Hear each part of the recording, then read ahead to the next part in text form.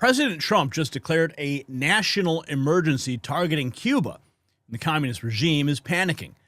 He's implementing tariffs on any country that sells oil to Cuba, essentially cutting off their economic lifeline. Trump himself said that Cuba will not be able to survive this pressure campaign. The Cuban government's already screaming about brutal aggression, but here's what they don't want you to know about this master strategic move. You see, this isn't just about Cuba. This is about Trump reshaping the entire Western Hemisphere under American leadership. For decades, communist Cuba has been a thorn in America's side, 90 miles from our coast, harboring enemies and spreading socialist poison throughout Latin America. Now, Trump is systematically dismantling their support network. First, Venezuela's Maduro gets ousted, cutting off Cuba's main oil supplier. Now, any country helping Cuba gets hit with tariffs. This put Mexico in an impossible position: help Cuba and face economic consequences from their biggest trading partner, or abandon the communist regime. For Cuban Americans who fled that tyranny, this represents justice finally being served, and Trump is delivering on promises previous presidents were just too weak to make. Now, you know what I love about Trump's approach to Cuba? See, he never surrenders to communist pressure. And that reminds me of these incredible Trump never surrender gold sneakers. I've got to show them to you. Here they are. See them? When I first saw these, I knew they turned heads everywhere. They aren't subtle, and they're not supposed to be. Stunning gold finish, red, white, and blue details that pop, never surrender right there on the side, just like Trump's approach to Cuba. When you put these on, you're making a statement about American strength and refusing to back down to tyrants. Whether you're walking through your neighborhood or attending a rally, these sneakers broadcast exactly where you stand. They're conversation starters, patriot identifiers, and honestly, they look incredible with everything. Just like Trump's foreign policy, bold, unapologetic, and unmistakably American. Hit the link in the description. Grab a pair while you can. But here's the brilliant part of Trump's strategy that ABC News buried in their report. He is giving Cuba a way out. Trump specifically warned them to forge a deal with the United States before it's too late. This isn't random aggression. This is called calculated pressure with an escape route. Meanwhile, CBS reports that Mexico is still allowed to provide some oil,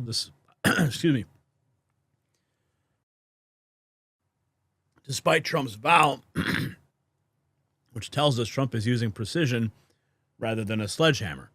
He's applying exactly the right amount of pressure. Here is ABC News. President Trump is escalating pressure on Iran and Cuba. Trump is declaring a national emergency over Cuba, signing an executive order that imposes tariffs on any country that sells oil to Cuba. Now, I asked the president last night if he's trying to choke off the Cuban economy. The president said he's not, but it looks like Cuba, quote, will not be able to survive. Cuba's government is calling this a brutal act of aggression against Cuba and its people. Now, all of this coming just weeks after the U.S. ousted Venezuelan President Nicolas Maduro, and Trump has been warning since then that without Venezuelan oil, Cuba will fall. And with this latest move, George, this now puts pressure on Mexico, which has been an energy lifeline for Cuba. And Selena, military assets moving to a place near Iran.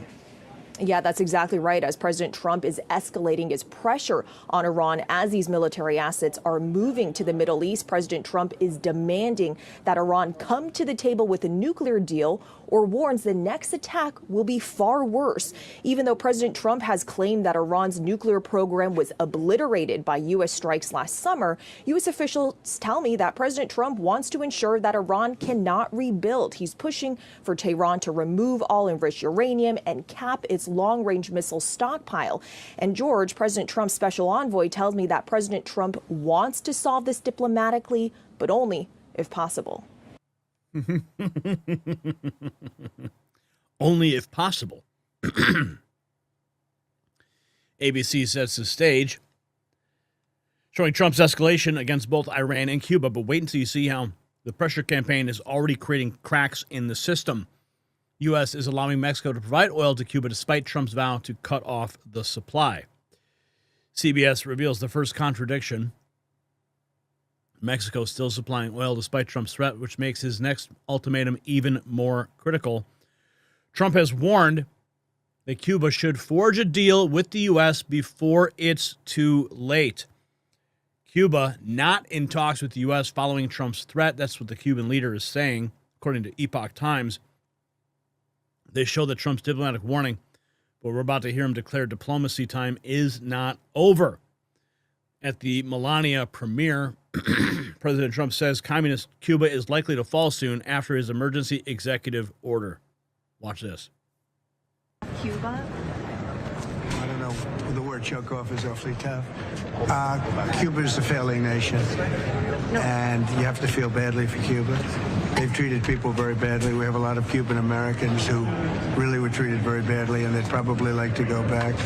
And no, I'm not trying to, but it looks like it's something that's just not going to be able to survive. I think Cuba will not be able to survive. What's your opinion about the UK getting involved with China? Thank you for your note very much. Thank you. As you were thinking about Fed share. Cuba will not be able to survive what's coming. The breaking news reveals Trump's bold prediction Cuba will fall soon, but wait to hear Congressman confirm the strategy could work without firing a shot. Tim Burchett confirms the Cuban regime might fall without President Trump firing off a single shot because of his geopolitical prowess. Here's Tim Burchett. Watch this. Hey everybody, Tim Burchett at the airport, going to head to D.C. Hey, saw where President Trump was putting pressure on Cuba by shutting down Venezuelan oil. Now what he's done is, it's really a masterful move. He's cutting off oil. You know, China was there. There was no mistaking that timing. They're clearly going to make a move on Taiwan, and they need that oil. Russia needs that oil. And Trump took it over and seized it, and I guess embargoed it, I guess is what they say. But something else that he did was he stopped Cuba from getting it. Now Cuba, of course, 90 miles off the coast of Miami, communist-owned run, used to cost Russia $1 million a day to keep them afloat, alive. And now, of course, they're bogged down in Ukraine. But by Trump seizing that oil and stopping the flow to Venezuela for the first time realistically in my life, we have a chance of making a change in Cuba. The Castros are murdering thugs, Fidel and his brother now, and whoever else. And it's just got to end at some point. When I was younger, I thought all our blustering talk was, we're gonna end Cuba, end the communist reign there, and it never happened. But this is a clear and decent shot we have. If anybody can pull it off, it's Trump. He understands. The most powerful thing we have is our military, but the second most is our economic power. And that's what Trump's going to use. And he'll do it without firing a shot. So I support this move. I hope we can end the communist reign on Cuba. Those people have been imprisoned. And you know, that's why they're always trying to escape, get to Miami. And some of the most loyal, patriotic Americans we have are Cuban Americans, because they get it. Anyway, we'll watch what happens this week. Thank y'all for sending me here. I always love watching that guy. Tim Burchett.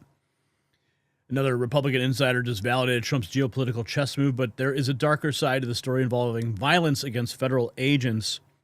Vehicle rammings against ICE are up in San Antonio. Criminal illegal alien Robin Argote Brooks of Cuba attempted to plow through our officers with their vehicles. Now underway for an illegal Honduran migrant accused of ramming several ICE vehicles and injuring 2 agents last month in Texas. Brooke Taylor's got that story. She's in Dallas. And Brooke, what do you have? Good morning. Manhunt now underway for an illegal Honduran migrant accused of ramming several ICE vehicles. Good to go. Let me get my brake. Lower the window. Watch out behind you! Watch out! The driver puts his car in reverse, almost runs over that ICE officer, but slams into the ICE vehicle behind him, then accelerates forward and slams into that second ICE vehicle. DHS says he injured one of the officers in the front seat. The driver was arrested and now identified as Robin Brooks right here, an illegal migrant from Cuba. According to DHS, he entered the U.S. under the Biden administration's CBP-1 act back in 2024. And then in Louisville, Texas, an illegal migrant from Honduras is wanted and at large right now, accused of ramming his truck into ICE vehicles. Hersan Lopez Sanchez was federally indicted and charged with 3 counts of assaulting federal immigration agents in the Eastern District of Texas. This is a look at one of the damaged ICE vehicles. Back in December, federal officials say that ICE officers in Dallas tried to pull him over after running his plates and seeing that he's an illegal migrant. Well, officials say he led them on a chase and rammed his truck into the ICE vehicle that was trying to block him before he ran away. U.S. Attorney Jay Combs warned of the dangers of vehicles as deadly weapons against officers and had this message. When an illegal alien who should have never been in our country to begin with violently assaults our law enforcement in Texas, he'll be met with the full force of this Justice Department. So ICE data shows Cuban nationals are among those attacking federal officers. Perfect timing as Trump ramps up pressure on their homeland regime. Look at Lindsey Graham. He looks like a little boy at Christmas, says Kim.com. He can't hide his neocon orgasm when he hears Trump about Cuba. When he looks at the other guy, he's thinking, see, I told you I'd get him to do it. I told you. You know, one of the things that is happening, and I think you see it all the time, Howard, you've seen it, that Cuba is ready to fall. You know? Yes. Cuba looks like it's ready to fall. I don't know if they can hold out. But Cuba now has no income. They got all of their income from Venezuela, from the Venezuelan oil. They're not getting any of it. And Cuba literally is ready to fall. And you have a lot of great Cuban Americans that are going to be very happy about this. Marco Rubio. Lindsey Graham cannot contain himself. Kim.com exposes the neocon excitement behind Trump's Cuba move, but wait until you see how this connects to the bigger conspiracy. Big time code 4330, but who is behind the criminal entity? Cuba, China, Russia, Iran. So every enemy of the United States who started realizing that the regime had acquired a company in Colorado named Sequoia, oh boy, who was at the time owner of 20% of the election market. Rasmussen hints at Cuban involvement in election interference, which feeds directly into the next analyst's take on Trump's broader communist strategy. Cuba is next. President Trump's strategy is brilliant. Watch. A large portion of Cuba's entire economy is dependent upon oil and oil revenues from Venezuela. I'm going on record to say now that that's the next country to fall, because as of today, as of Friday, they don't have an economy. They don't have a trading partner. They don't have someone to lend them money. This has been the most dominant. In fact, they're second in oil, second to China from Venezuela. The second largest oil receiver from Venezuela now will not receive any oil and will not receive any revenues from whatever loans they're doing. Go look at the loans they did with China, which that's going to be a big domino to fall. But my prediction is we're about a month, maybe even a few weeks away from Cuba being the next one to fall. Keep it hard. So, Don Keith reveals that Trump's master plan to starve communist countries of energy, and now you're about to see how Cuban Americans are celebrating this approach. And we have Representative Carlos posting the executive order addressing threats to the United States by the government of Cuba.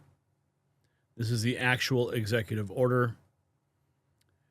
And he shows the Cuban American community's gratitude, but not everyone in Congress sees this as liberation, of course. Representative Rashida Tlaib. This executive order will kill countless innocent Cubans. I'm horrified by the Trump administration's attempt to strangle an entire people. Homes and schools and hospitals without power. Children without food or medicine. Cuba poses no threat. This is pure cruelty. And then she was quote tweeting Dropsite News. Her horror at the humanitarian impact contrasts sharply with the celebration, and Reuters is about to show the real-world consequences.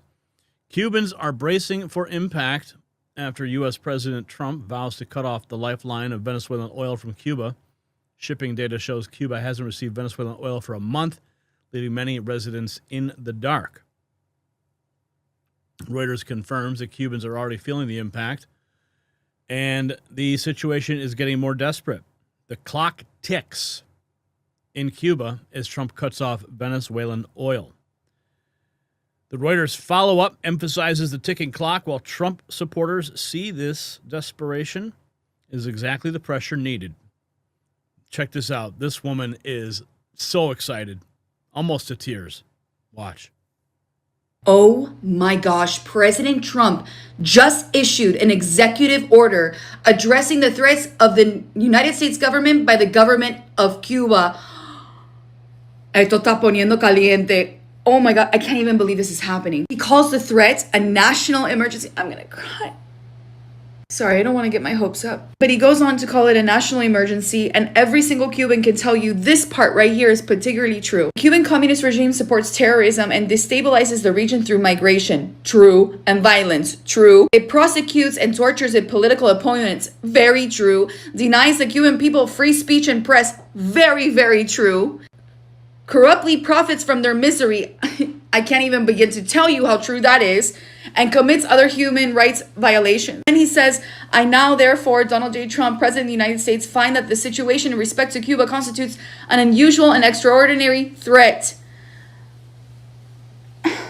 To deal with this national emergency declared in this order, determined that it's necessary and appropriate to establish a tariff system. Then he goes on to say that any country that sends oil to Cuba will be tariffed. I don't want to get my hopes up, but what do you think? Amazing. I just wanted the people speak friendly and free, like they don't have feeling that fear anymore, and that's good.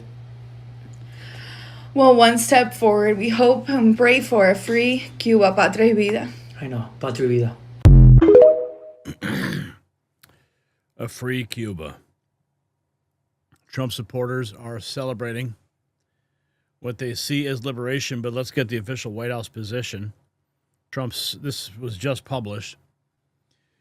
Yesterday, President Trump signed an executive order declaring a national emergency, establishing a process to impose tariffs on goods from countries that sell or otherwise provide oil to Cuba. The White House makes it official with the emergency declaration, and Trump's personal ultimatum to Cuba is even more direct. President Trump posting this on Truth Social. Cuba lived for many years on large amounts of oil and money from Venezuela. In return, Cuba provided security services for the last two Venezuelan dictators, but not anymore. Most of those Cubans are dead from last week's USA attack, and Venezuela doesn't need protection anymore from the thugs and extortionists who held them hostage for so many years. Venezuela now has the United States of America, the most powerful military in the world by far, to protect them. And protect them we will. There will be no more oil or money going to Cuba. Zero. I strongly suggest they make a deal before it's too late. Thank you for your attention to this matter. No more oil. Trump's ultimatum before it's too late is resonating internationally, with observers calling this a historic moment. Here's another one in another language. International observers calling it historic as Trump predicts Cuba's imminent failure, while political analysts see major electoral implications. Here's President Trump. More. Well, we're going to see what happens with Cuba. I don't know. Anybody interested in Cuba in this room? Not too many people. This is not a Cuba room, but that's all right. There are plenty of them around, especially in Miami. And Cuba will be failing pretty soon. Cuba is really a nation that's very close to failing. You know, they got their money from Venezuela. They got the oil from Venezuela. They're not getting that anymore. We were talking about the polls earlier. Clearly, you're... Trump's prediction of Cuba's failure is being analyzed for its political impact on Hispanic voters, but diplomats are warning of something darker. Florida's next governor breaks down why the collapse of the Cuban regime is absolutely critical. Byron Donalds. 1.6 million? Okay, yeah. People of Cuban ancestry in the state of Florida. So a considerable portion of the Florida population is Cuban, and you will be running for governor of that population. What is your message to them on your stance when it comes to regime change in Cuba? My stance is clear. I stand with the people of Cuba, and I stand with our Cuban citizens here in Florida, that regime should have fallen a long time ago. That regime is a microcosm of how communist policies and socialist policies can not only just destroy a community, a society, or a state, it destroys the very well-being and fabric of cultures and families. And that's what's occurred when Castro came to take the power. And one of the things that's always disgusted me, you have young people in the United States wearing Che Guevara t-shirts, not understanding how brutal and crazy, frankly, that individual was, how many people he slaughtered, how much property was stolen from the Cuban people. I stand with the Cuban people. We want to see regime change. If that came and Donald Trump brought that as well, man, look out. Florida, you think Miami-Dade is red now, just look out. It's going to be a good thing, because at the end of the day, Benny, like, look, forget the politics.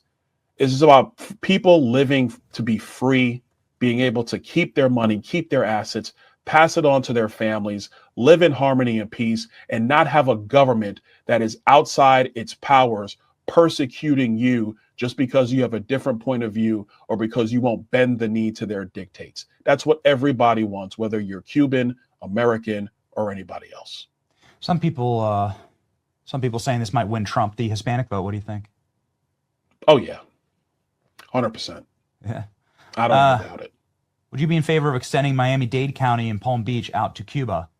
No. We're going to live within our borders. Okay. Cuba needs to have elections of their own for the first time in 80 years. They need to be a country standalone for themselves, seeking their own their interests, free from a dictatorial communist regime. What we want to do is be great partners with what the next wave of leadership in Cuba looks like, and so we can have mutual cooperation, mutual respect, and then whatever economic interests that we share is for the betterment of Florida, the betterment of Cuba, and for the betterment of the United States of America. Well said. Well said, Byron Donalds. Business reports are warning of humanitarian crisis and government collapse, which brings us to the moment Trump made this official policy. Diplomats in Havana say Cuba faces a possible humanitarian crisis and a chaotic collapse of its government as Donald Trump threatens to starve the island of fuel and financing. The emergency declaration is now in effect. Even Elon Musk is weighing in with his perspective. And Trump signing the executive order. And Elon Musk says only one side had to build a wall to keep people from escaping. Many people risk their life on a tiny boat to get from Cuba to America, but none go the other way. He was quoting Thomas Sowell, quotes, "Socialism only works in two places, heaven, where they don't need it, and hell, where they already have it." Ronald Reagan. Cuban protests against Trump show the regime still has some public support, but there's a mysterious twist to this story involving American victims. Check out this. This is what's happening in Cuba. I mean, I wonder how much they were forced to go out and do this.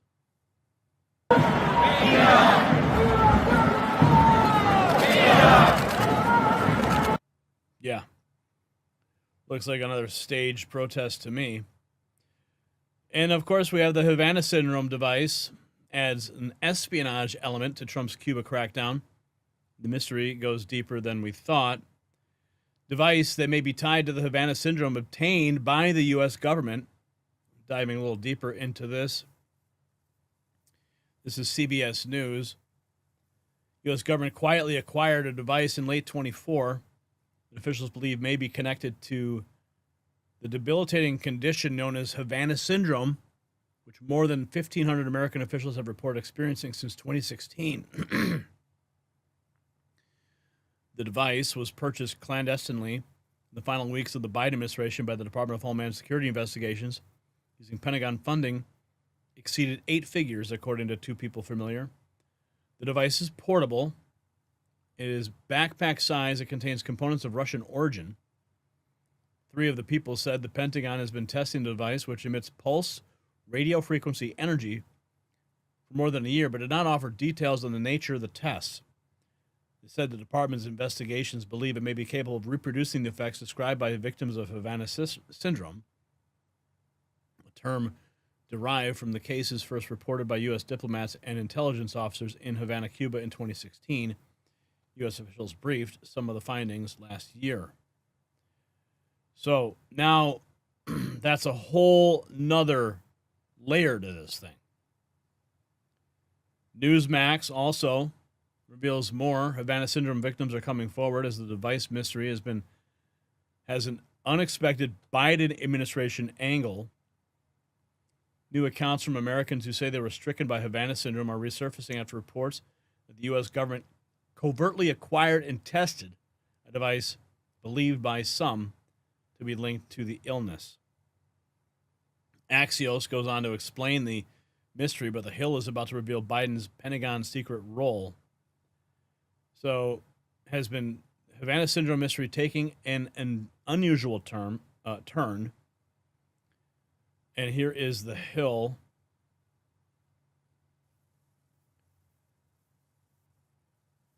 So it goes on, sort of reiterates what we just read, but the Pentagon during the last days of the Biden administration purchased a device.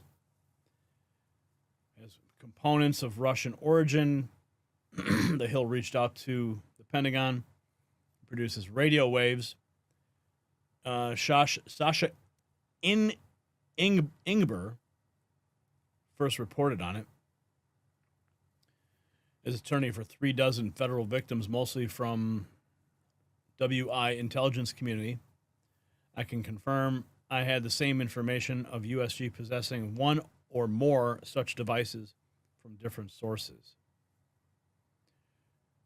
2016 is when it first started surfacing. Most of U.S. intelligence community continues to believe it's very unlikely the foreign adversary was responsible. But at least one intelligence agency says there's roughly even a chance a foreign actor has used a novel weapon or prototype to arm a small, undetermined subset of the USG personnel or dependents who reportedly have medical symptoms. Russia denied any involvement. Elon Musk was sent this regarding Cuba. Marco Rubio, age 12. Look at this. This is apparently from his memoir, his 2012 memoir. I will someday lead an army of exiles to overthrow Castro and become president of a free Cuba. Marco Rubio, age 12. He said this on his grandfather's porch in Miami. Not rhetoric, a childhood vow. Documented. Today, Trump endorsed making it real. Think about that. Making it real. So, Trump told reporters Cuba is a failing nation and will not be able to survive this pressure. When asked if he's trying to choke off Cuba, Trump said the word was awfully tough, but made clear the regime's days are numbered. After 65 years of communist oppression from just 90 miles off Florida, the Castro legacy is finally crumbling under American pressure. So this is what real foreign policy looks like. Not endless wars or pointless negotiations, but strategic economic pressure that brings results. Trump is systematically removing every pillar supporting the Cuban communist regime while giving them one last chance to negotiate. The oil supplies are cut. International support is gone, evaporating. Cuban Americans who suffered under that system are finally seeing justice served. The Western Hemisphere is being reclaimed for freedom and democracy, exactly as Trump promised. This represents everything Trump stands for, America First policies that deliver real results without putting our troops in harm's way. Do you think Cuba will finally collapse under this pressure? Let me know in the comments, and make sure to check out the Next News merch shop for all your patriotic gear needs. The system controls information. Information control is power. They don't want you to see this. The truth only survives together. They don't want this shared. Share this now.